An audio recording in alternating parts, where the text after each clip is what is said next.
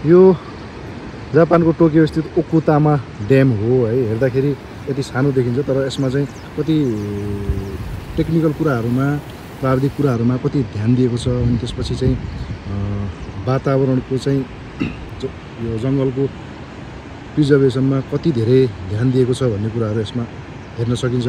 नेपालमा चाहिँ हरियो वन नेपालको धन भनेर हामीले चाहिँ धेरै ठुलो जङ्गल र वाटर रिसोर्सेसहरू प्रिजर्भ गरेर राखेका छौँ भनेर चाहिँ भन्छौँ हामी आफै। तर यो हेर्दाखेरि सामान्य देखिने तर जति टाढा टाढासम्म चाहिँ पहाडहरू देखिन्छ। जबकि यो टोकियोबाट नजिकै हो। टोकियोबाट हामी 2 घन्टा 3 घन्टा ड्राइभ गरेर आएको हो गाडीमा। अब यो हेर्दाखेरि जङ्गलहरू पुरै एकदम सबै टोटली ग्रिन छ। यहाँ ड्याम स्टार्ट हुन्छ, यहाँ चाहिँ पावर हाउस छ, सानो पावर हाउस छ।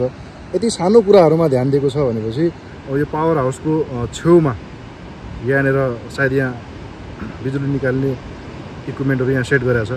तलपट्टि यस्तो रुख लगाएको छ, यहाँपट्टि यहाँ यसरी घाँसहरू के अरे रुख बिरुवाहरू लगाएको छ, साँगुरो बाटो छ।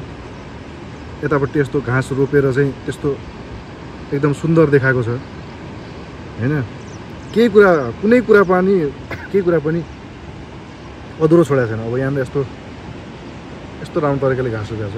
माथिपट्टि हेलिप्याड छ। तपाईँले अचम्मको कुरा अनि त्यहीँनिर चाहिँ मृगहरू चरिरहेको छ कि जङ्गली मृगहरू छ त्यहाँ। अघि धेरै ठुलो सङ्ख्यामा थियो, मैले एउटा फुटेज खिचेको छु, देखाउँछु तपाईँलाई। लास्टमा म यसको चाहिँ उतापट्टिको पानीको प्रिजर्भेसन कति धेरै ठुलो छ भन्ने त्यो पनि देखाउँछु।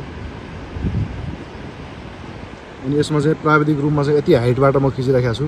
यसमा चाहिँ यो लिफ्टको सिस्टम छ। यहाँबाट तल गएर अनि यहाँबाट चाहिँ एलिभेटरबाट तलको इक्विपमेन्टहरूदेखि लिएर अब तलको सेटिङहरू यहाँबाट मान्छे गएर गर्छ। धेरै ठुलो छ।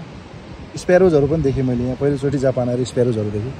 सबभन्दा मलाई चाहिँ राम्रो लागेको चाहिँ हरेक ठाउँमा जङ्गलहरू। अब सिटीको मेन कोर एरियाहरूमा पनि हरियाली राम्रो बनाएर राखेको छ यिनीहरूले।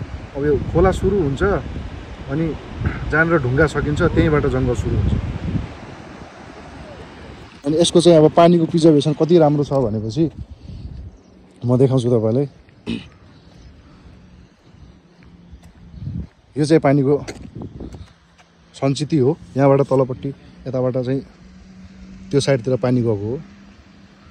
माथि जङ्गलहरू हरेक ठाउँमा। यहाँ रोड कन्स्ट्रक्सन भयो।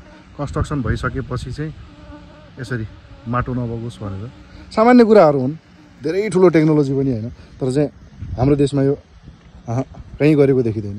धेरै ठुल्ठुलो योजनाहरू छन्, गरिन्छन् होइन, तर चाहिँ पर्यावरणमा ध्यान दिइँदैन।